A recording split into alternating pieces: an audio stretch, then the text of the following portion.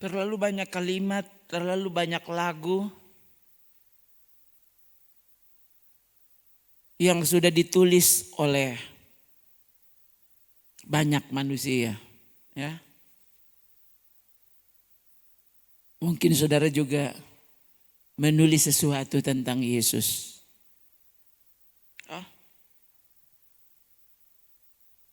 Sekarang waktu renungkan lagi, jujurnya seperti apa? Sungguhkah perkataan itu masih mewakili hatimu? Atau kini kata-kata itu tinggal kata-kata? Sebenarnya itu bukan lagi isi hati kita. So diganti dengan banyak hal yang sering kita tidak mau menyadarinya. Tidak mau mengakuinya. Ya. Padahal sekali lagi saudara, ya,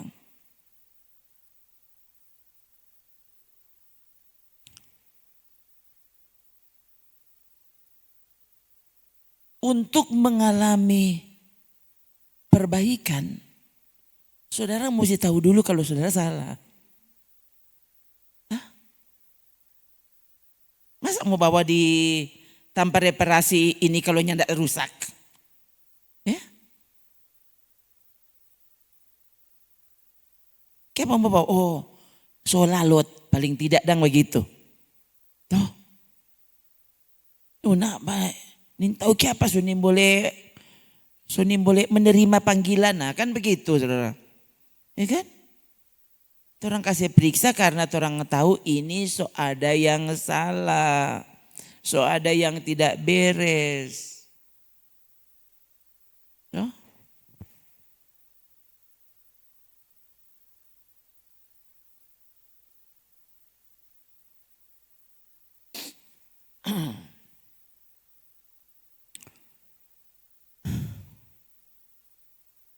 Akan sangat sulit saudara menghadapi keadaan yang orang yang sedang menjalaninya, sedang mengalaminya, dia tidak mengakui keadaan itu. Akan sulit. Orang so lia-lia, ngana ini ke siang so masuk jurang. Mana jurangnya? Nggak ada. Nah, itu kan susah kalau. Padahal kenapa tuh jurangnya? So di muka. Coba teriakan stop. Dia hanya tidak peduli. Oh?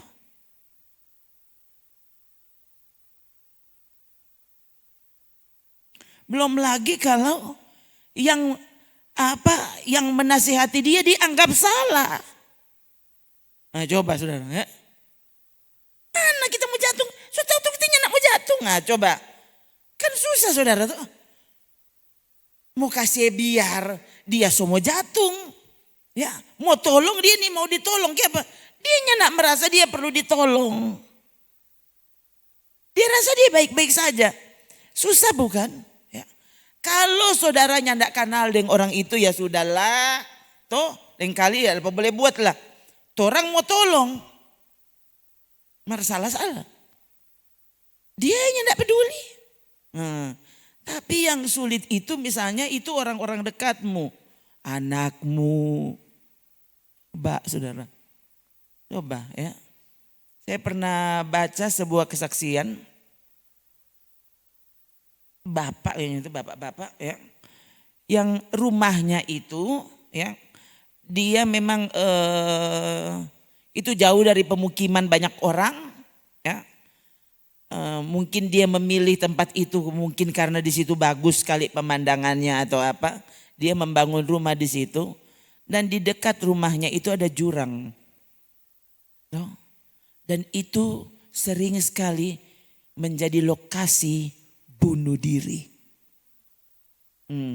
Jadi menurut kesaksian yang saya baca itu, bapak itu sudah menolong menyelamatkan kalau tidak salah puluhan orang. Ya. Jadi kalau sampai dia lihat, kan dia tidak kenal tuh orang. Dia tidak kenal. Kayak padinya saya biar. Itu tuh nama manusia saudara ya. Tuh orang lihat dia semua cilaka. Masa tuh orangnya enggak mau tolong.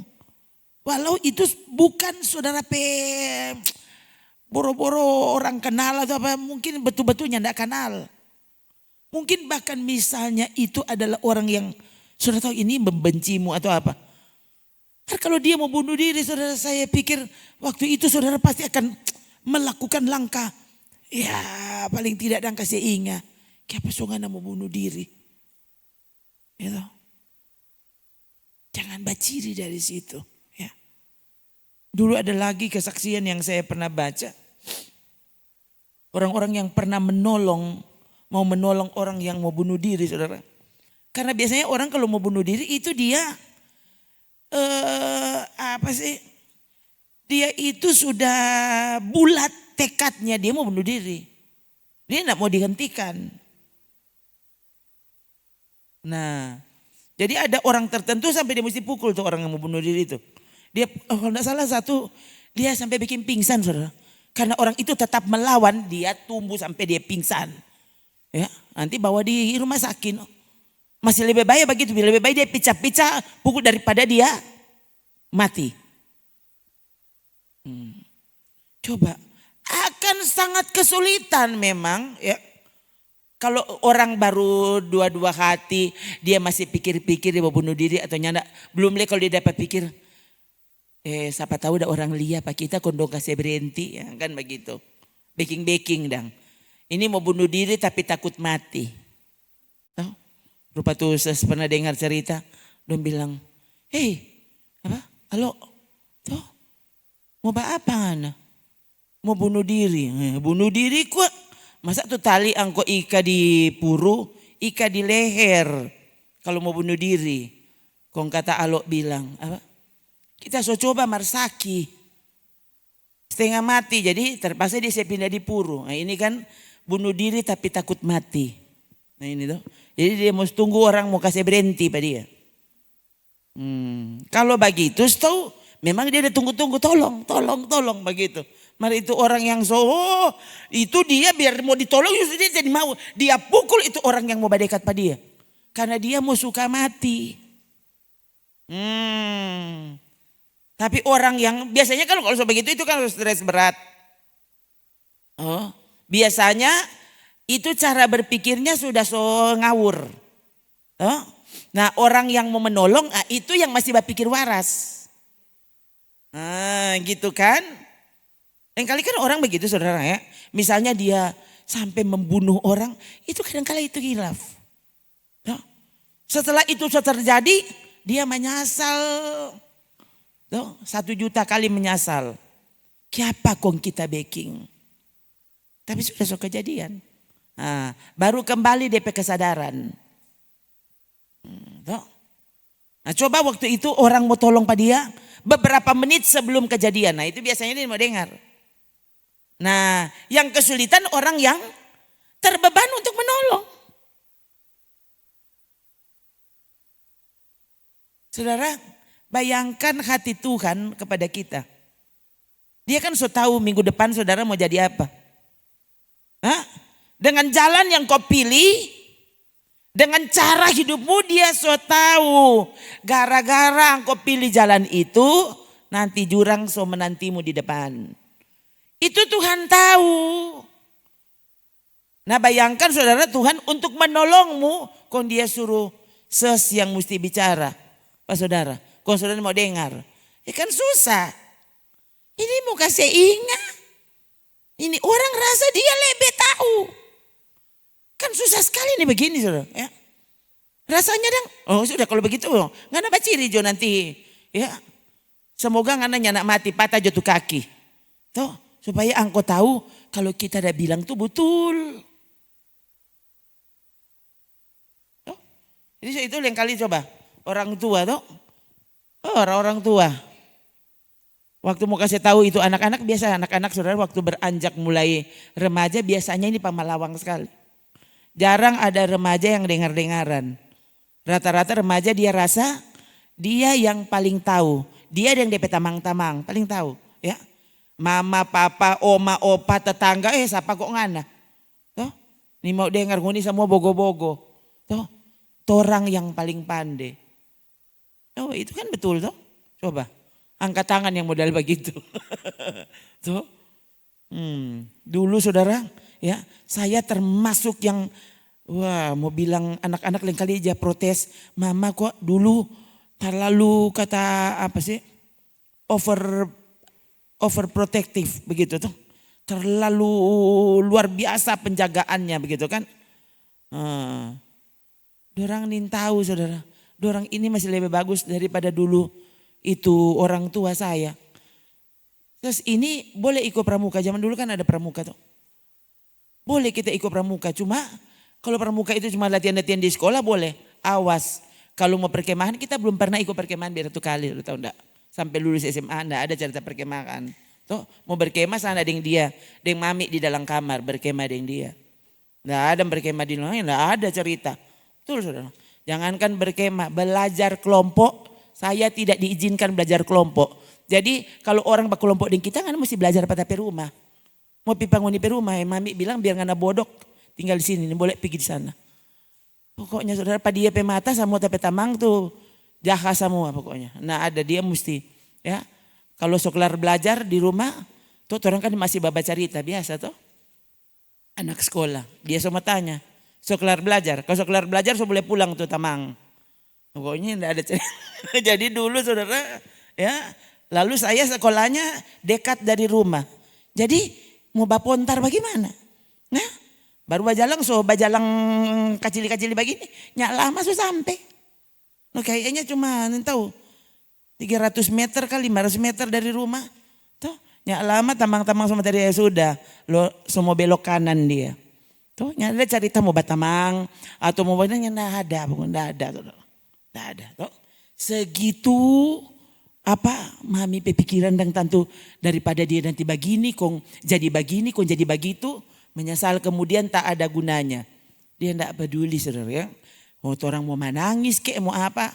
Yang tidak ada pokoknya angko di dalam rumah. Nanti mau batamang kalau di sekolah titik. Oh?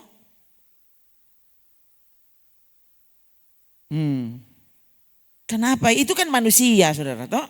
Itu kan cara pikir manusia. Toh? Dia mau jaga supaya anaknya itu terlindungi. Ya. Padahal ternyata setelah saya lihat saudara ada banyak juga pengalaman yang lain. Orang-orang justru orang tua kasih biar dia bermain PC. Tuh, saya mau bermain PC enggak ada cerita. Ya. Dulu ini anak-anak sudah. Orang nih boleh keluar rumah pokoknya dorang tanpa bermain di dalam gereja. Tuh. Jadi orang kalau keluar halaman itu so jalan-jalan pada orang itu. Keluar halaman rumah, saya tanya pada orang. Ya. Ini saking saya maksudnya takut, kaki kong begini, kaki kong begitu, saudara. Terlalu banyak ini. Ini kan orang pepikiran, tuh orang tua cara pikir. Bayangkan saudara, akhirnya saya sekarang sebenarnya kalau mau bilang menyesal juga. Aduh, ini kan terlalu khawatir, ya. Bayangkan ini anak sedang mau pegang pisau dia nih tahu, tuh kan menyesal sebenarnya. Dia yang kan tuh dia pertama kali kan dia keluar dari rumah itu ya, pikir-pikir itu kan membantu pelayanan soalnya ya, persiapan mau sekolah Alkitab saya pikir enggak apa-apa lah, bagus kalau dia dilatih di TC di pastori lain kan, jangan pastori di sini nantinya enggak terlatih. Jadi kasih biar dia dipanggil diajak ke Bandung saudara, besok semua bajalang tuh. Kong ini malam tak ingat waktu itu udah potong-potong apel. Kong dia mau ambil. Kong dia papa bilang, potong ngana apel sendiri. Tuh, semua pi Bandung angko. Kong enter potong apel ngana mesti tunggu potong akang. Tuh, potong sendiri. Kong dia pergi kasih yang sendiri di dapur saudara. Dia mau potong kong kita yang bilang begini. Mana tuh betul? Besok kan dia semua pi Bandung. Kong dia potong DP jari mana tuh betul? Lebih potong akang tuh. Akhirnya betul no. Dipotong akang tuh apel, dia nintau potong apel mau jadi apa? Nintau kalau sekarang so tahu. Nah itu dia cuma tak tahu berarti dia nintau. Ini maksudnya ini kebodohan saya. Kadang-kadang begitu saudara. Nah Tuhan punya cara yang paling tepat. Karena dia tahu masa depan. Kelihatannya dia tidak menolong. Padahal bukan dia tidak menolong. Dia sedang justru membantumu. Mendewasakanmu. Waktu itu saudara yang ada di pikiran saya. Yang penting tidak orang rajin berdoa, baca Alkitab, mau suruh orang tahu memasak, tapi kira sudahlah nanti lama-lama dia juga tahu memasak sendiri. Tuh, tapi pikir sama dengan kita yang tidak pernah diajar memasak, tiba-tiba tahu memasak. Oh, itu pikiran saya. Ternyata anak-anak ini ya ternyata memang mesti sekolah sendiri ya. Ada sekolah Alkitab, baru sekolah memasak, sekolah pegang pisau. Ini kan saya pikir cara begitu yang tepat. Ya. Akhirnya sekarang kita gimana? Don cuma tahu bakso sapu. Kalau mau pegang pisau pokoknya dia mau pegang aja kita setako mau pikir. Vita mau pegang pisau. Ini saudara mau sampai tempo apa model begini nih? Tuh. Nah Tuhan sekali lagi cara melatih. Ya, cara membuat orang dewasa. Kalau Tuhan yang latih, ya tidak mungkin salah. Tidak mungkin salah. Ya. Saya pikir ini jalan yang paling tepat. Oh, ini kan bukti kasih. Benarkah bukti kasih? Jadi bodoh ini. Yang kan kalau nanti mau potong buah forma kang sendiri nih tahu.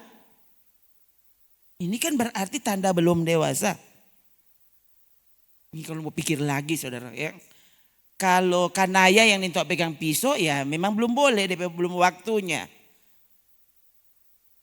Nah coba. Berarti kan ini cara saya yang salah. Cara mendewasakan yang salah. Saudara, terhadap cara Tuhan jangan bantah. Dia tahu yang paling tepat itu apa. Dia tahu melewat kanan, lewat kiri, terus naik gunung atau turun gunung. Bahkan dia boleh bawa orang melewati lembah. Tuh, masuk di jurang bila perlu. Kalau dia ada di situ.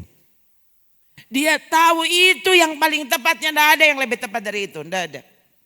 Ya, itu Tuhan kita. Ya. Jadi sekarang saudara ya. Sementara saudara mendengarkan kalimat-kalimat ini diucapkan kepada saudara. Bagus kalau saudara sambil begini. Tuhan ampuni aku. Kalau aku mulai membantahmu. Ampuni aku kalau aku mulai berpikir. Kenapa kau mesti begini? Kenapa kau mesti lewat situ? Kenapa kau mesti alami ini, alami itu? Coba saudara. Tuhan paling tahu. Yang paling tepat itu apa? Dia tahu kalau dia mau kasih lewat di sini. Ini orang pasti akan pilih aku. Lebih dari memilih dunia. Nah waktu itu orang memilih Tuhan bukan karena Tuhan itu egois. Dia maunya dia dipilih. Enggak. Itu cara penyelamatan. Karena dia tahu di luar dia binasa saudara. Binasa. Jadi kalau tuh orang kasih lewat, putar. DP ujung, oh ternyata Tuhan kotek mau buat aku kemudian memilih dia.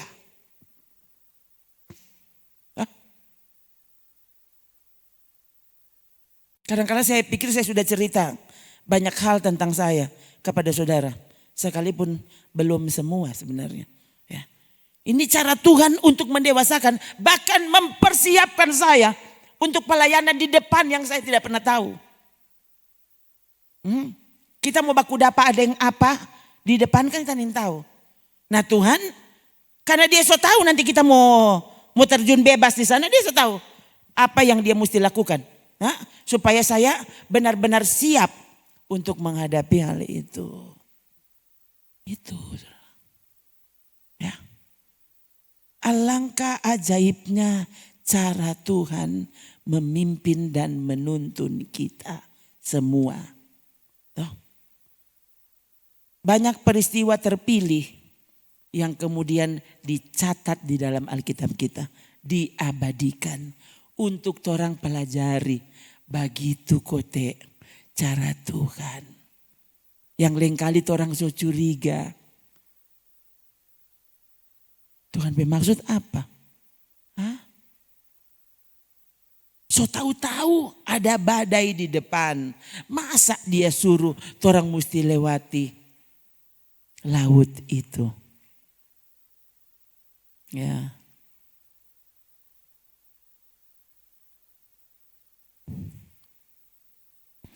Saya mendengar kesaksian dari Pak Pendeta Yusuf Roni toh, terkenal dia rata-rata orang-orang yang seusia saya pasti tahu. Toh, tahu ini pendeta ini begitu terkenal tahun kayaknya orang mulai dengar pada dia. Iya, saya SD kayaknya itu. Ya. Mulai dengar saudara SMP toh. SMP ya, itu kasetnya mulai beredar di mana-mana. Ya, kaset waktu dia diadili, toh dia menyampaikan pembelaannya, dia baca. Saya masih ingat waktu itu, kalau tidak salah dia disuruh kan pakai pembela, dan dia bilang dia tidak mau pakai pembela. Pembelanya Tuhan Yesus Kristus. Mula-mula dia dibantah dan kemudian akhirnya mereka menerima. Dia bilang dia tidak perlu pembela lain, DP pembela cuma satu, Tuhan Yesus Kristus. Itu DP pembela. Ya, tadi saya dengar lagi saudara, dia bercerita tentang bagaimana waktu dia waktu dia dipenjarakan. Dia bilang dia ini sebenarnya punya penyakit rematik, punya penyakit rematik saudara. Jadi dia tidak boleh kena dingin. Kena dingin dia bilang pasti sakit semua dan bengkak-bengkak. Ini di kaki saya, di lutut, di mana-mana itu bengkak kalau kena dingin. Dia bilang, tapi waktu saya dipenjarakan, saya disetrum berulang kali. Dia bilang, mereka strom saya sampai saya pingsan. Nah, dibawa ke kamar, besok di strom lagi. Listrom lagi. Begitu terus. Dan dia bilang Anda tahu. Kemudian saya sampai sekarang. Dia 78 kalau tidak salah. 78 atau. Kalau tidak salah 78 tahun. Sama dia ORN. Ya. Ya enggak saudara ya. Dia bilang semenjak saya disetrum. Sampai sekarang. Saya tidak pernah lagi sakit rematik. Dia bilang bayangkan. Mereka pasti waktu setrum saya di penjara, mereka tidak bermaksud untuk menyembuhkan rematik saya. Pasti orang bermaksud kan ini penganiayaan. Dia bilang, tapi Tuhan menggunakannya. Kan saudara, dia kena, oh Tuhan bayangkan sesulit inikah jadi Kristen? Satu so dipenjarakan. Kedua, saya mesti di strom. Kita dengar, Tuhan. Dan itu bukan cuma bengan saudara. Disetrum sampai dia pingsan. Bagaimana Jo itu? Kok dia pakai kejahatan apa? Kejahatannya jadi orang Kristen. Itu dianggap kejahatan. Dianggap kriminal. Bayangkan jadi Kristen kok disetrum. Coba ini. Yang main ini hukum ini. Bisa seperti ini saudara ya. Yang jahat tidak dihukum. Ini orang dari dia kan perusak kok dia bilang saya ini tukang bakar gereja. Sebelum dia dipenjarakan. Setelah dia jadi Kristen yang tidak bakar apa-apa malah dia dipenjarakan. Ini ada apa coba?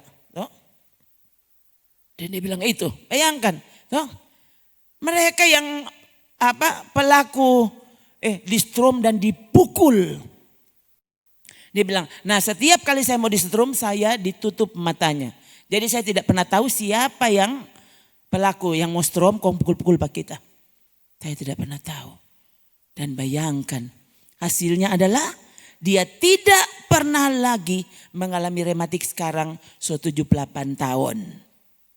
Kong? Hah? Kong saudara apa? Mau ibadah? Ya sakit tapi kaki. Ya ampun. Ya ini boleh masuk dingin, ini boleh masuk angin, ini boleh apa? Aduh. Inikah Kristen? Ini orang bayangkan. Dia sampai bilang Pak Tuhan. Tuhan inikah jalan, inikah cara, inikah akibatnya aku menjadi Kristen. Mesti melewati hal-hal ini. Saudara, kadang saya dengar pikir gini, Tuhan, orang ini so terlalu manja. Memang minta ampun, orang pemanja minta ampun. Orang masih rasa kalau Tuhan jaga apa orang.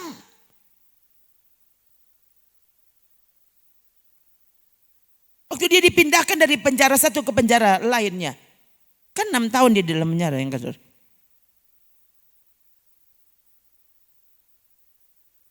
Waktu dipindah-pindah, kalau tidak salah dari Jakarta dipindah ke Surabaya. Atau Surabaya pindah Jakarta, saya tahu lah. Ya. Tapi pokoknya itu dia mesti naik pesawat. Nah, naik pesawat tarik no. Naik pesawat mau masuk penjara itu maksudnya. Jadi dia di pesawat dia diborgol tangannya. Dan takut yang dia lari. Dan dia semua balumpa dari pesawat tuh. No. Jadi dorong borgol DP tangan, kasih borgol pak polisi yang mengawal dia. Jadi DP tangan sebelah dengan polisi DP tangan sebelah. Dia bilang yang sulit adalah waktu saya mau ke toilet. Nah toilet pesawat yang sudah tahu. Bukan cuma kacili sekali. Semua yang sudah naik pesawat tahu. Tuh, ini betul-betul tidak bisa muat 2 orang di dalam situ. Tidak bisa. Dia bilang, kita mau pergi toilet, kok kita mau bikin bagaimana? Terpaksa polisi yang dia baku ikut dengan kita. Ya, waktu mau masuk di toilet dia bilang, kan polisinya nggak bisa masuk. Masa mau berdua kita di toilet? Tuh, dia bilang terpaksa saya masuk sendiri, tapi tangan dan kaki si pak polisi masuk di pintu. Ini boleh kunci tuh pintu. Karena tuh polisi petangan masuk. Dia bilang dia bilang sementara saya di toilet, saya pun berdoa, Tuhan sesulit inikah jadi Kristen? Dia bilang tiba-tiba di hati saya bilang, ini artinya Immanuel. Coba, kamu harusnya tahu, Immanuel itu artinya Allah beserta kita. Ya, jadi seperti itu Immanuel. Kamu bahkan ke toilet, aku ada di situ. Sama dengan ini polisi petangan ada di situ. Dia bilang ya dia, ini gambaran Immanuel. Dia justru langsung terima kasih Tuhan. Terima kasih Tuhan. Aku sekarang mengerti kalau engkau terus menyertaiku. Ya, aku tidak pernah sendiri. Dia bilang jadi dia pas keluar dari toilet, ini polisi lihat apa dia kan? Kenapa kamu senyum-senyum? Ya, Yusuf Roni senyum-senyum. Kenapa kamu senyum-senyum? Dia bilang, enggak Pak, ini borgol ini. Loh kenapa dengan borgolnya? Masa borgol kamu senyum-senyum? Dia bilang, iya Pak, ini borgol ini artinya Immanuel. Hah? Apa itu Immanuel? Immanuel artinya Allah beserta kita Pak. Dia bilang, polisi, siapa suruh anak tanya? Tuh, bayangkan saudara, tanpa polisi itu sadar, Yusuf Roni sementara berkhotbah ke dia. Saudara lihat ini waktu Tuhan yang mau menciptakan kesempatan. Saudara ini Tuhan pejalangnya nama masuk akal. Sungguh-sungguh melampaui akal kita. Sampai yang kamu pikir, yang orang pikir ini mencelakakan orang. Enggak, Tuhan bermaksud baik. Dari apa yang saudara sedang jalani, kau belajar sesuatu tentang dia yang mengizinkan pengalaman itu terjadi. Oh, memang gagah sekali kalau baca cerita. Saya yang bercerita kita sebayangkan. Oh Tuhan kong apa ini mau jadi ini? Kira-kira apa? Orang selalu berharap kalau pelajaran itu begini, ya, berteori, toh saudara baca buku, padahal sering Tuhan itu waktu mau mengajari kita justru lewat peristiwa. Kita dibawa untuk melewati, untuk mengalami sebuah peristiwa. Dari peristiwa itu harusnya orang belajar. Saya memang pernah saudara. Satu kali saya pernah sampai berdoa, jangan biarkan hal ini berakhir tanpa aku belajar sesuatu. Pernah saudara satu waktu, aduh sunyak tahan. Saya ingat saya berlutut dan bilang, Tuhan tolong hambamu. Jangan biarkan hal ini berakhir tanpa aku belajar sesuatu dari apa yang engkau izinkan terjadi. Tidak mudah untuk berjalan menjadi seperti yang dia mau. Ya. Kalau yang bukan Kristen jadi Kristen saja. Tuhan ternyata bukan sapu-sapu komplok-plok. Tuh, kau bikin dia nyaman jadi Kristen. Dia dibawa kepada perjalanan yang luar biasa sulitnya. Yang bahkan orang Kristen pun belum tentu bisa mengalaminya. Ya ampun. Kalau baru ibadah 1 minggu 3 kali, kong saudara coba veto.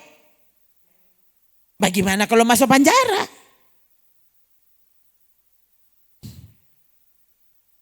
Itu kan yang dia bilang apa? Dia bilang bayangkan, saya kan waktu masuk penjara, saya tidak diizinkan membawa apapun, ya, selain baju dan 1 Alkitab. Tidak ada catatan apa enggak ada yang boleh, enggak ada, cuma itu. Dan dia bilang mula-mula saya baca 1 kali itu Alkitab. Di dalam penjara kan sudah tahu mau ngapain. Dia baca itu Alkitab. Dia langsung berpikir mungkin kalau kita selesaikan baca ini Alkitab, Tuhan semua kasih keluar pak kita. Jadi dia semangat sekali baca. Tuh, kelar sampai Wahyu. Tuhan yang tidak kasih keluar. Dia pikir oh baru 1 kali. Biasa tuh kalau Kristen mesti 3 kali. Jadi dia bilang jadi ya kita baca ulang 2 kali. Mesti backing 3 kali. Karena angka 3 itu sakral. Jadi ya sudah backing 3 kali. Ternyata 3 kali nyandak keluar juga. Dia baca terus. 6 tahun di dalam penjara dia bilang tahu enggak 25 kali kita baca bolak-balik Alkitab itu. Saya ingat dia tanya, siapa sih ini yang belum pernah baca sampai kelar itu Alkitab? Hah? Karena yang tidak ada waktu. Mau saya doakan supaya kau banyak waktu. Hah? Di penjara. Tuh. Saya sudah tahu kau apa tuh. Nah, selain baca Alkitab mau seperti itu. Orang lain kali kalau bukan di penjara, di rumah sakit. Dokternya tidak ada waktu. Yang DP aneh, hal yang lain ternyata ada waktu. Kalau dengan Tuhan kenapa saudaranya tidak ada waktu? Sebenarnya DP jawaban bukan tidak ada waktu. Kau tidak mau memberi waktu. Untuk hal yang lain ternyata orang boleh hentikan ini, hentikan itu. Ya, saudara jadi lain kali kalau saudara hubungi saya nyanda angka-angka. Memang kata ada 2 kemungkinan. Lain kali sampai lupa kasih balik saudara itu apa? Itu don't disturb itu toh, jangan diganggu. Apa kita istilah? Fitur. Tuh. Lain kali lupa kasih balik itu saudara. Jadi nyanda babunyi. Jadi memang orang biar bertelepon enggak nyanda masuk. Bukannya enggak masuk tapi memang saya tidak tahu. Enggak tahu di situ tidak ada pemberitahuan sama sekali. Yang tidak dapat lihat sama sekali. Jadi notifikasi biasanya kalau kita apa baru oh ada orang katuk bapangge. Ya. Bukan cuma nyandak babunyi saudara. Jadi ini ya biasa saya kalau lagi ibadah seperti ini selain dimatikan wifi-nya kita kasih mati tuh. Kita taruh don't disturb. Jangan diganggu. Jadi betul-betul ya biar orang mau hubungi pakai telepon biasa tidak bisa masuk. Tidak bisa masuk. Nah itu. Sekarang saya sudah mengambil keputusan seperti itu. Jadi kalau kita ada berdoa, kita cepat-cepat langsung backing, jangan diganggu. Jangan diganggu. Jadi kita mau ibadah pokoknya. Ya. Nggak ada, jadi mau nyanyi, mau apa, jangan diganggu. Pokoknya. Begitu saudara ya. Sampai seperti itu. Yang terpikir, Tuhan ya. Bayangkan saya tidak tahu toh berapa dekatnya saya dengan saat terakhir. Alangkah bodohnya ya. Kalau bayangkan so dekat sekali itu saat terakhir. Dan ternyata justru tidak ada waktu dengan Tuhan. Nyandak beri waktu untuk Tuhan. Kong saudara beri waktu untuk siapa? Coba ya. Ya saudara, jadi apapun jalan yang Tuhan pilih, dia paling tahu kenapa dia mesti pilih jalan itu untuk kita. Jangan bandingkan dirimu dengan diri orang lain. Siapa yang dorang yang alami itu loh, baku laeng. Baku laeng, ada orang mesti naik gunung, ada tuh laeng lebih bagus karena turun gunung. Tuhan paling tahu. Tuh lain Tuhan pikir dia kalau banyak doi dia bertobat. Dia mengasihi aku. Mar itu lain. Karena mestinya tidak ada apa-apa. Nah. Justru karena kau punya sesuatu. Itu yang justru membuat kau terhalang. Untuk mengasihi Tuhan. Jadi lebih baik tidak usah ada apa-apa. Coba saudara. Ada pengusaha yang sering saya cerita ke saudara, cuma memang yang tidak pernah kita bilang nama. Ya. Dia bercerita, dulu saudara, sebelum dia kembali, dia kan dulu memang pengusaha di Kepulauan Maluku sana. Ya. Tapi waktu kerusuhan, orang pulang Bitung, datang Bitung, dan dia bercerita. Itu kira-kira atau sekitar 8 tahun atau sekitar begitu saudara. Ada di Bitung ya. Dia bilang, Kak, tahu enggak Kak, kita perok pakai masuk gereja cuma satu. Selama 8 tahun itu kita nyandak dorok lain cuma itu satu itang. Sudah, cuma itu kita perok. Sekarang kalau saudara lihat, orang ya, saya bingung juga itu saya tunjuk, Kak, beli kok sepatu begini. Ini bagus sekali ini. Ini pasti enak begini. Kalau kita tanya berapa di harga, berapa kok? 1 juta kah 2 juta setengah selalu patutnya. Kita cuma tertawa sudah senyum. Jadi pikirannya mau minta beli.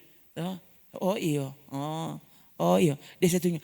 Coba kali dapat yang DP mereknya itu lihat. Aduh ini kalau pakai enak sekali di kaki. Aduh ini biar satu hari nyanda apa. Begitu saudara. Nah, dulu DP rok cuma satu. Bukan 1 bulan saudara. Bertahun-tahun. Kalau nggak tahu 8 tahun kan 10 tahun. Dan dia bercerita. Sering kami tetangga depan rumah yang bawa akang makanan. 4 orang di rumah. Kita suami dengan anak-anak. Anak 3.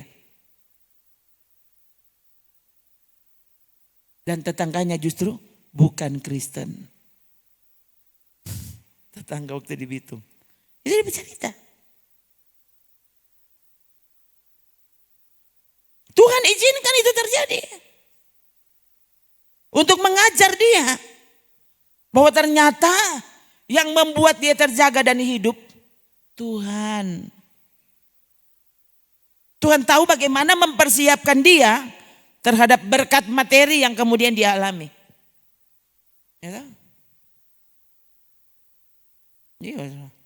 Toko mereka. Saya tahu kalau masih ada yang lebih maju dari itu. Tapi itu toko termaju di tempat di mana dia ada. Itu toko bangunan yang paling maju.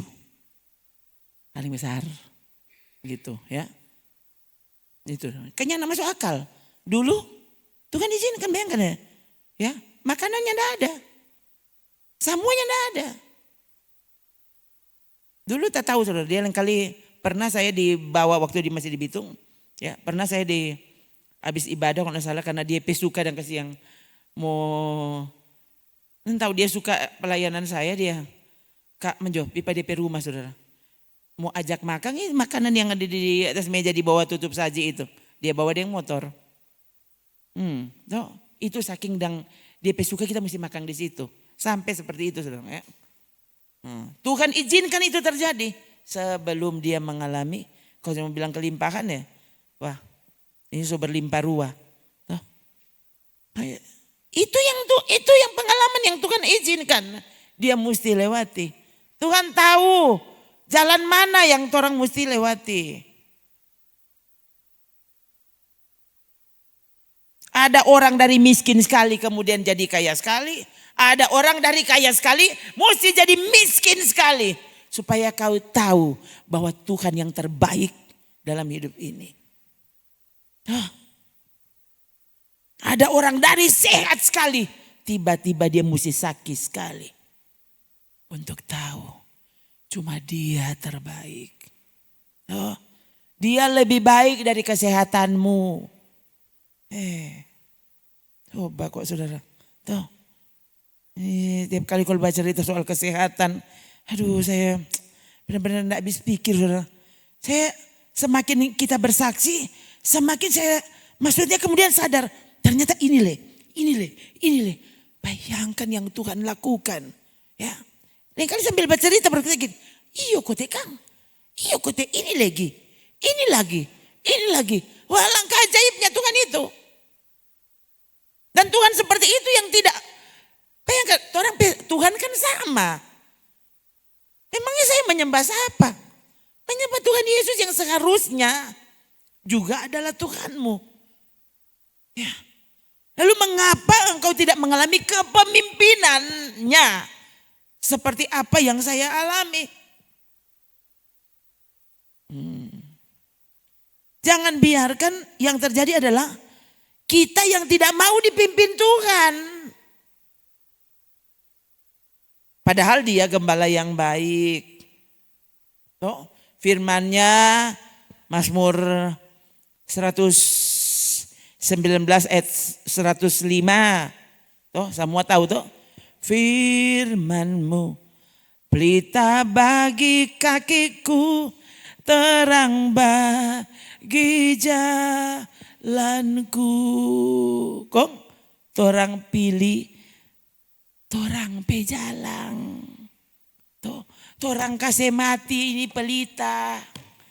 Torang ini mau dengar. Masa le? Berbahagialah orang yang lapar dan haus akan firman Tuhan. Lapar dan haus apa? Matius 5 ayat 6. Akan kebenaran. Mereka akan dipuaskan.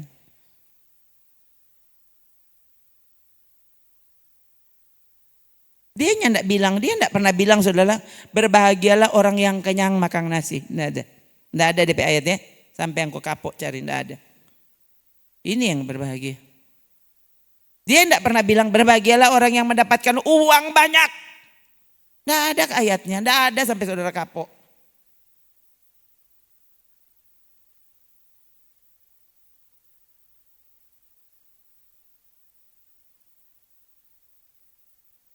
Berbahagialah orang yang miskin. Coba, yang bilang Yesus cuma berbahagialah orang miskin deh.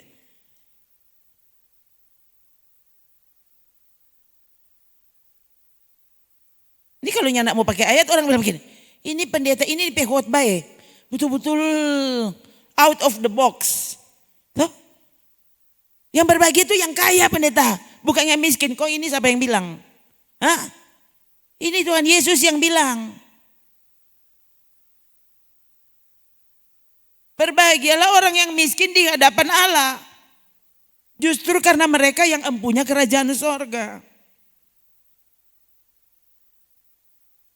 Ya enggak usah sedih karena saudara miskin. Enggak usah.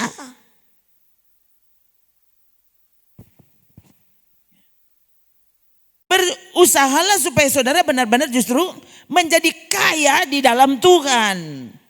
Tuh, persis seperti jemaat Smyrna yang dipuji oleh Yesus. Aku tahu kemiskinanmu. Aku tahu kesusahanmu. Mana kote? Wahyu 3 ya? Wahyu 2.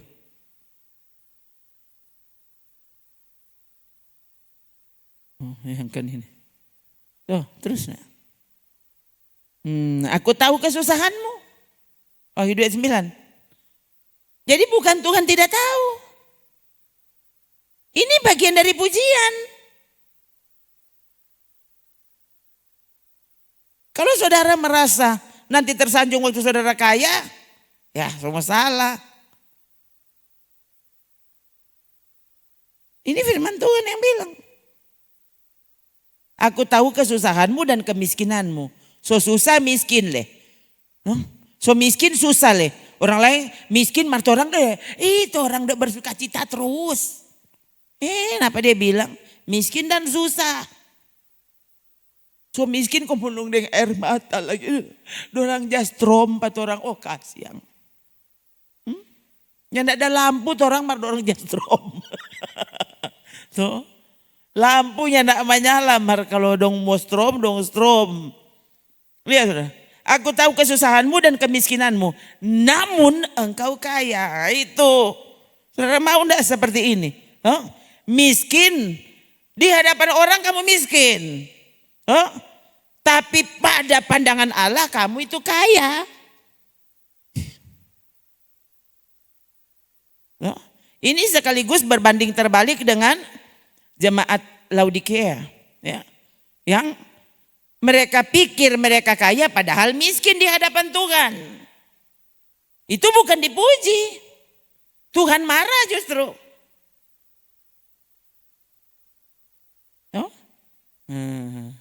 Orang lain malah puji. Aduh ini nih. Ini calon. Ini so boleh calon wali kota. Dia aduh DP kekayaan. Duh so luar biasa. Jangan sampai nih yang datang ini karena ada pergi calon. Lebih menarik hadir di pencalonan daripada hadir di rumah Tuhan. Saudara Trekno. Ya, yang jelas maksudnya ini ya. Hati-hati saudara. Orang bisa dipuji oleh semua orang. Orang ada di situ le. Besok kalau angko calon. Tuh, biar semua calon pergi akang. Tuh, saudara senang sekali. Aduh 1 juta orang 4 orang. Ini tahu di sebelah 1 juta. Ya, orang yang sama yang datang sini pilih. Tuh. Itu kan.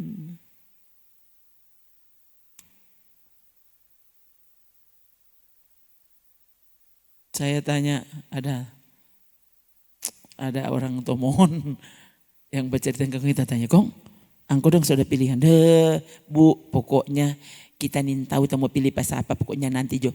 Kalau sudah di TPS, nah baru kita masuk situ, Kong. Nah, kurang terserah, pokoknya kita mau cucu begini. Oh sudah, kalau sudah cucu sudah dia itu, ya. Baru kalau nyala tahu bodoh amat mau siapa kek, ya. Kenapa kita semua pindah rumah dia bilang. Kota semua pilih pada orang kota semua pindah rumah so. Dorang jope sanang. Nah gitu. Oh. Dia bilang kan ada yang nomor 2. Padahal setelah tatanya pada dia bilang enggak kita nomor 3. Oh itu. Padahal kalau di jalan 2. Setelah bantar di 3 dia 3. Saudara tuh. Begitu tuh kaya di dunia. Dan kali orang cuma jadi bikin bodoh. Kau tidak tahu kan dimanfaatkan, kau tidak tahu. Tapi kalau Tuhan, coba balik di Smyrna tadi. Aku tahu kesusahanmu, kemiskinanmu, namun engkau kaya. Ini cara pandang Tuhan. Saudara Pesuka bagaimana? Apa kita mesti menangis karena saudara miskin? Dan saya mesti bersuka cita kalau saudara kaya? Lihat ini hati Tuhan. Seperti ini. Coba ayat 8 apa dek? Tuliskan, coba perhatikan ya. Tuliskan kepada malaikat jemaat di Smyrna. Inilah firman dari yang awal dan yang akhir. Yang telah mati dan hidup kembali. Saudara kalau saudara lihat. Tiap kali salam pembuka dari tiap surat itu isinya menjadi jawaban terhadap apa yang Tuhan maksudkan setelah nanti dia bicara. Dia memberi penjelasan tentang siapa mereka. Ini salam pembuka ini itu sudah sebenarnya menjadi jawaban untuk itu. Seperti ini kan? Inilah firman dari yang awal dan yang akhir. Yang alfa dan yang omega. Sebelum itu terjadi, bahkan sebelum itu berakhir, aku sudah tahu dari permulaan apa yang akan terjadi akhirnya. Itu Tuhan bilang. Ya. Ini firman dari yang telah mati dan hidup kembali. Sekarang lihat ayat 9. Mengapa Tuhan mesti bicara seperti itu? Ya. Karena pertama dia bilang soal kesusahan dan kemiskinanmu kita so tahu semua. Aku tahu dari awal apa yang akan terjadi di ujung perjalananmu. Aku sudah tahu. Langsung ayat 10 coba lihat. Nah, lihat. Jangan takut terhadap apa yang harus engkau derita. Ini jemaat saudara. Ini gereja yang sementara ibadah. Yang sementara setia kepada Tuhan. Sementara menghidupi kebenaran firman Tuhan. Bayangkan, Tuhan bukan bilang, karena kalau pemahaman masa kini, kalau ngana so taat, so setia pasti ngana semua jadi kaya. Nah apa ya?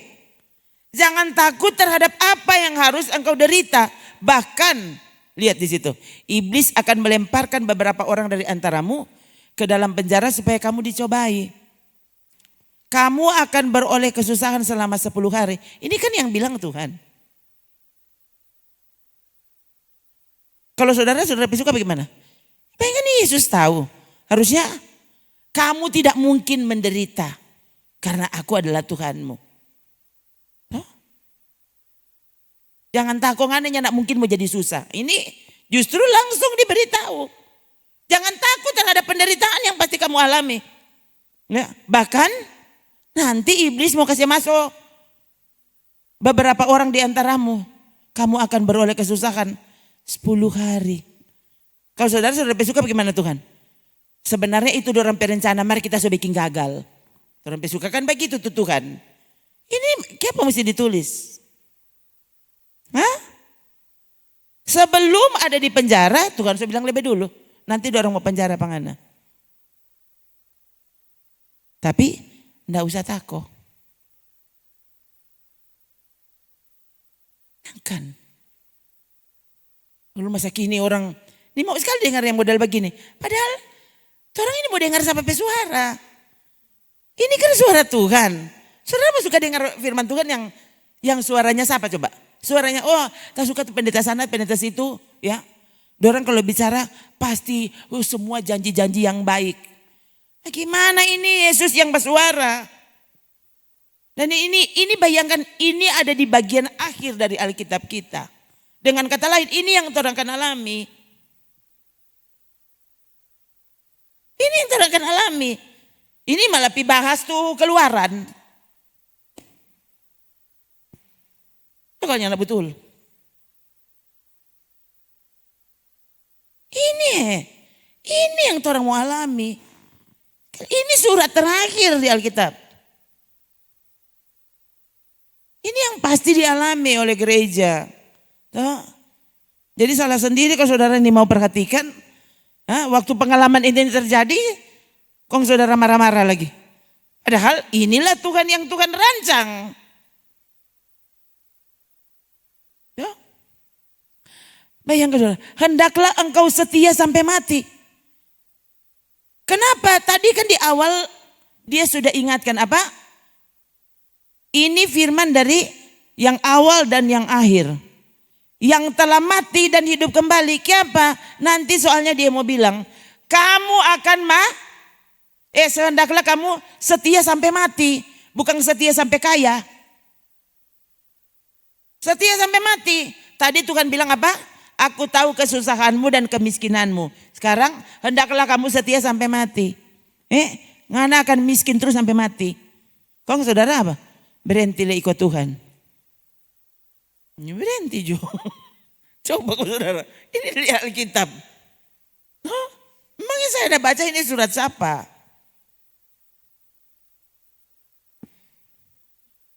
Orang pesuka orang semua mesti jadi kaya. Hendaklah engkau setia sampai mati.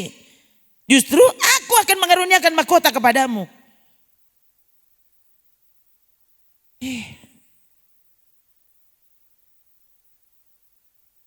Kalau saudara baca tulisan Rasul Paulus kepada jemaat-jemaat Galatia, Efesus, saudara akan terkejut.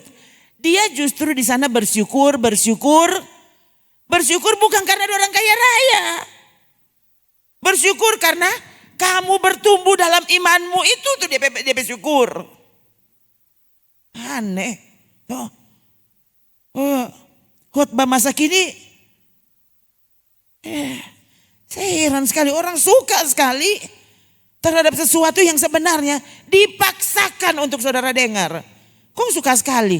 Artinya kau sedang ditipu sebenarnya.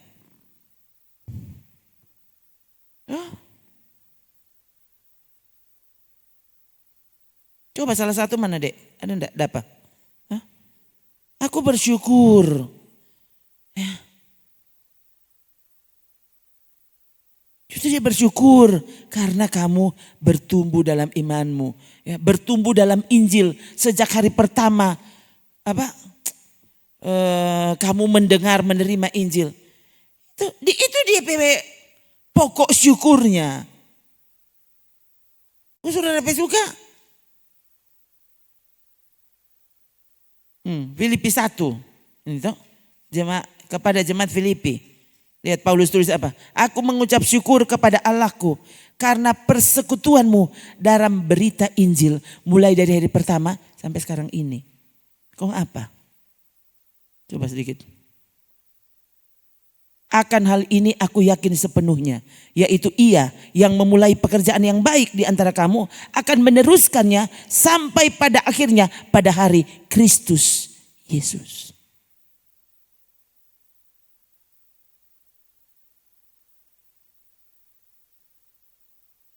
Memang sudahlah sepatutnya aku berpikir demikian akan kamu semua. Sebab kamu ada dalam hatiku. Oleh karena kamu semua turut mendapat bagian dalam kasih karunia yang diberikan kepadaku.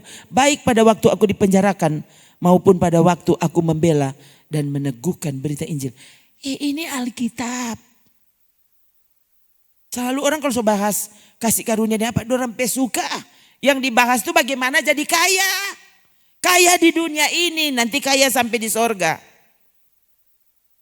Saudara pikir apa kita nih tahu tuh khotbah begitu? Ya. Mereka pakai alasan, argumennya begini. Datanglah kerajaan Allah. Bagaimana kok itu ayat itu? Bagaimana? Doa Bapa kami, bagaimana kok? Nah, ini kan sampai lupa. Datanglah kerajaanmu, jadilah kehendakmu. Nah, datanglah kerajaanmu. Tuh.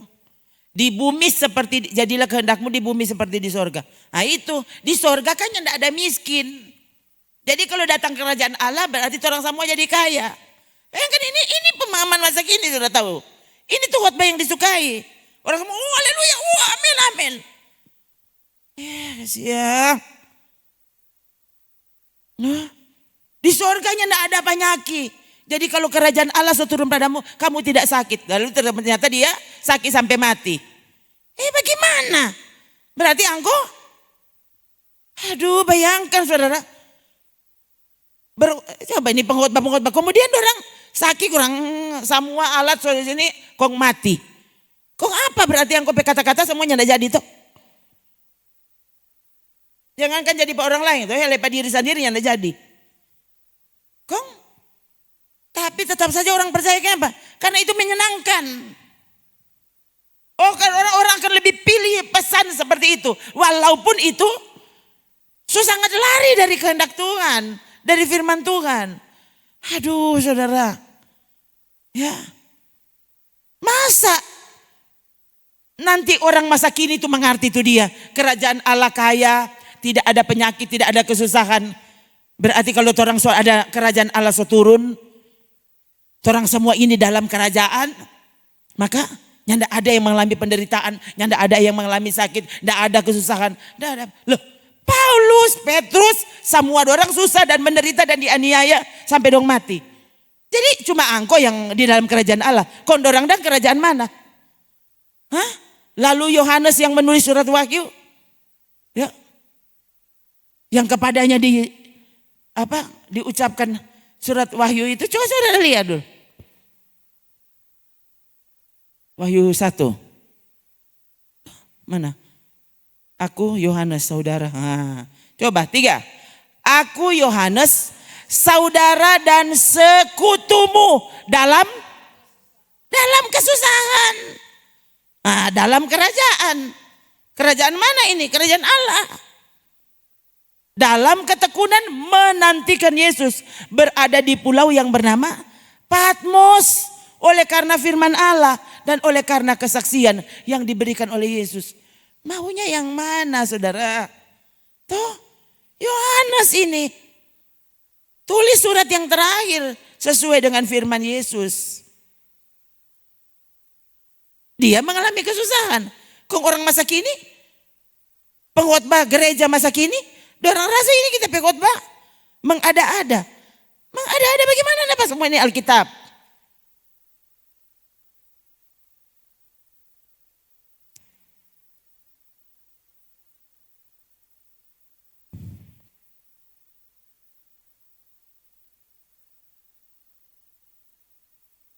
So dalam kesusahan, dalam kerajaan Allah. Tapi dia terus tekun menantikan Yesus. Di pulau mana? Aduh, ini pulau Patmos waktu itu tempat kerja paksa. Tuh. Kalau sekarang orang sama dengan Nusa Kambangan begitu. Ya. Di sana tuh ya tempat napi yang siap dihukum mati. Ini kalau saudara baca ini zaman dulu ya, Patmos ini pulau tanpa kehidupan, kalau saudara baca. Jadi bayangkan dia, di situ dia kerja paksa dan dia dianiaya luar biasa. Itu Yohanes. Sementara Yohanes apa? Murid yang dikasihi Yesus. Kasihan itu toh. Itu tuh nyanda habis pikir. Tuh, coba terakhir, coba baca 1 Timotius pasal berapa tuh? Ya, 1 Timotius 6 itu. Ya, jangan suka jadi kaya. Kalau Tuhan mau kasih kaya nanti dia kasih, tapi di hatimu jangan mau jadi kaya. Justru itu tuh DP doa, ya. Dan dia berharap semoga orang pendeta ini semua berkhotbah bagaimana orang mau jadi kaya. Cuma itu tuh dia doa. Apa? Coba baca lagi ini. Ya, 1 Timotius 6 ayat 9. 3. Tetapi mereka yang ingin kaya terjatuh ke dalam pencobaan, ke dalam jerat, ke dalam berbagai-bagai nafsu yang hampa dan yang mencelakakan. Yang menenggelamkan manusia ke dalam keruntuhan dan kebinasaan. Ngeri. Tahu sih orang.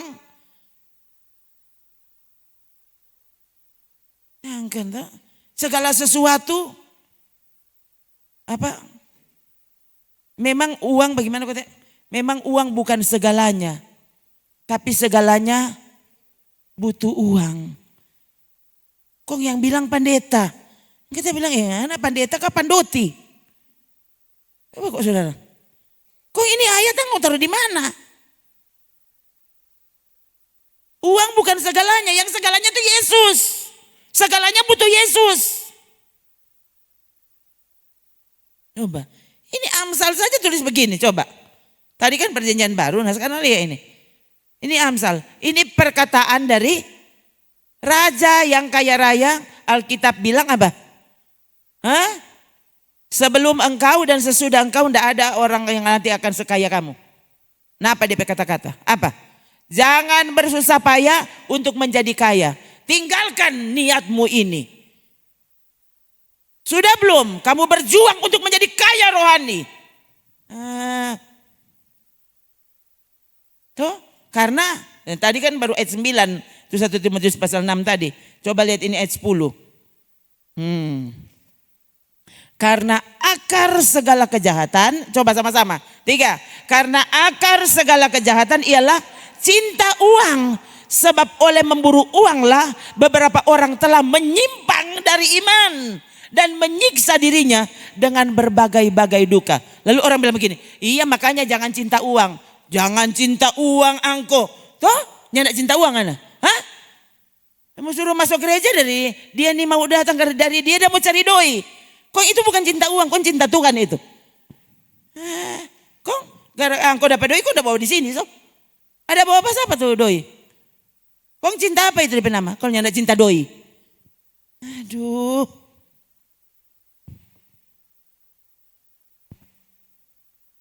Angkat saudara.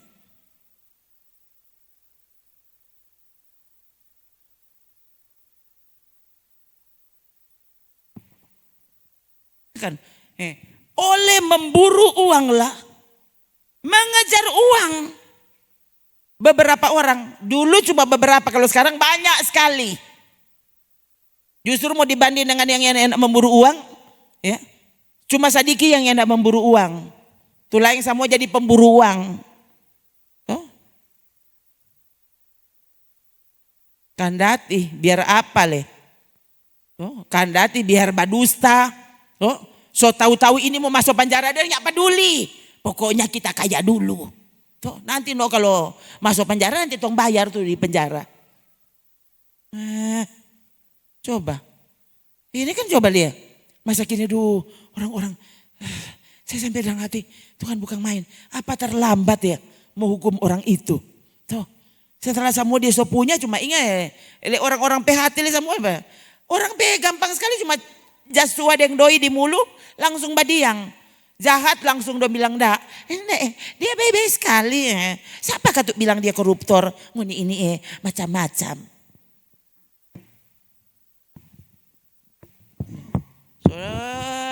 Dapat sumpal 10 juta. Boleh besok kali 100 juta sudah. Langsung wowok dia pokoknya. Sudah sentuh dia bilang apa. Mana dia bicara apa so? Kita ini tahu apa-apa soal itu. Coba kalau nak betul saudara tuh. Kasihan. Kadang hati. Saya itu sama. Sampai saya ada. Kalau mau bilang pemberontakan di hati. Saya sampai rasanya. Tuhan tolong. Tuh memang suara saya bukan apa-apa. Tuh. Tentu dia bilang hati. Itu pendeta tuh dia biar jangan usah pilih. Orang kok nyandak rugi biar jangan pilih. Iyo. Oh ini pasti nyandak rugi biar kita nyandak usah pilih. Nyandak pilih pangoni. Tapi suara saya yang cuma satu ini. Saya tidak akan tukarkan dengan uang para penjahat. Iyo saudara. So taruh di hati. So tahu-tahu dia penjahat berhenti dia mau pilih pangana. Iyo. Betul. Saudara yang tahu hati-hati. Lain kalau saudara yang tahu Maka kalau saudara tahu hati-hati. Cuma gara-gara ada kasih doi Pak Angko pilih itu orang jahat. Gitu. Orang ini orang benar. Orang pesuara kelihatannya tidak berarti. Tapi orang bertanggung jawab. Orang ini orang benar. Jangan karena dapat doi, dapat beras 10 liter kok langsung pusing. Biar dia yang tidak betul engkau pilih dia. Ini kan zaman semua pilih ini tuh. Orang kandati dong. Kandati dia tidak usah dengan Tuhan. Pokoknya dia dengan calon A, B, C, D, E, F, G. Hati-hati saudara ya. Berapa banyak tuh. Belum jadi pilih so mati. Orang tuh tidak tahu. Coba taruh ini di hati saudara. Mantapkan di hatimu. Orang benar.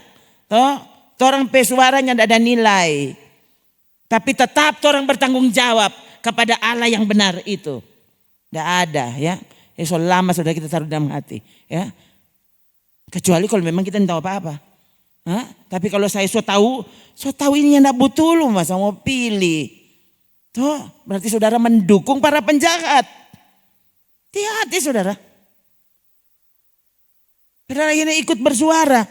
Lain sekali lagi lain dengan saudara ini tahu Ini tahu kok ini kok bisa lari ke sana. Roh Kudus itu selalu tepat kalau mau bicara. Enggak mungkin salah. Ya. Sekali lagi saudara, akar kejahatan itu cinta uang. Bayangkan orang kalau mau jadi pejabat karena dia kok tidak ada maksud. Untuk memperkaya dia dan keluarga. Oh aneh kamu toh. Kong dibayar 500.000 langsung kelepek-kelepek pokoknya. Kandati dorang udah mau picabaan ke. Tuh mau picak kapalan enggak peduli pokoknya. 2, 3, 1, 2. Aduh. Saya pikir, kasih yang Tuhan tolong. Ya. Di pasar so, gimana tadi? Tukang parkir soalnya enggak ada. Biasa tukang parkir yang sudah muka tuh. Mari ini ada tukang parkir enggak ada dan dia mau picari. Dorang mau kasih doi pak kita. Ngapain jaga parkiran? Tuh, semua pokoknya tuh orang di pasar yang biasanya banyak orang, nyanda ada orang di pasar. Tuh, bilang hati berapa nih harga tomat ini? Lebih di sana tuh orang 2, 3, 2, 5, 7. Tuh, nanti orang sudah dapat 1 orang 100. Kasihan, betapa saudara betapa murahnya di kau. Tuh, lalu orang tukar ini kekekalan. Tuh. Dengan rame-rame yang nyanda ada arti. Coba saudara, kayak apa kalau saudara tunggu di rumah, berdoa. Itu kan masih lebih tepat. Dukung jo dalam doa, oke dang. Oke saudara mau mendukung seseorang, dia kok nggak baik-baik yo. Dukung jo dalam doa kan. Nanti saudara pilih apa dia. Nggak usah angkopi bebataria di sana. Nyanda guna lalu korbankan persekutuanmu dengan Tuhan. Mau ada apa-apa. Justru mungkin yang kau dukung ini yang tidak pernah mau tak pilih dia. Beda sekali waktu saudara benar-benar bilang kepada dia dalam doa. Kan kalau memang betul begitu kan nanti Tuhan pilih. Begitu kan. Tuh berburu uang. Akhirnya orang menyimpang dari iman. Tersesat dari iman yang benar. Padahal dia sudah sampai menyiksa dirinya. Saudara dengar firman Tuhan kayak apa? Saudara sudah menyiksa diri. Coba orang ini kan keterlaluan. Mbak saudara. Cuma duduk-duduk kok dengar nasihat firman Tuhan. Aduh. Ya Tuhan kasih yang ini Sulawesi Utara. Tuh. Saya berulang kali berdoa untuk itu. Tuhan. Kalau tidak ada yang kebetulan, berarti kan kita lahir jadi orang Manado. Berarti kan bukan kebetulan. Oh Tuhan, kasih yang tapi saudara-saudara. Kasih yang orang Manado ini. Bilang kata ini perwakilan Yerusalem. Yerusalem di dunia. Ini Yerusalem Indonesia, ini Yerusalem bagaimana ini dia. Mempermalukan nama Tuhan.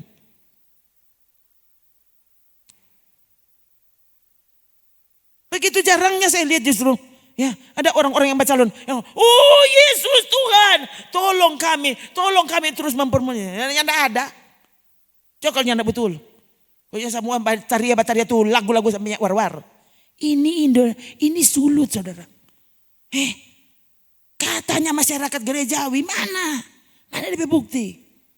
Memalukan saudara. Dan ini yang terjadi kan. Coba, orang-orang sulut sudah belum? Sudah terbeban untuk sulut ini. Terbeban untuk minasa. Mohon. Terus coba saudara. Didoakan. Ya Tuhan kasih yang Tuhan semua datang. Dan ini dunia. Ini sulut orang lain. Betul-betul jadi Yerusalem. Bukan jadi Sodom dan Gomora. Ini sudah lebih gila di Sodom dan Gomora ini. Yang kan saudara. Pejabat-pejabat gereja kok.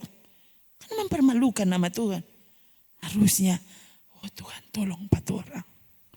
Tolong kami menjaga namamu. Menjaga kekudusan namamu. Menjaga firmanmu. Sungguh-sungguh sulut memancarkan cahaya Injil. Aduh, jangan justru bikin malu. Gitu saudara.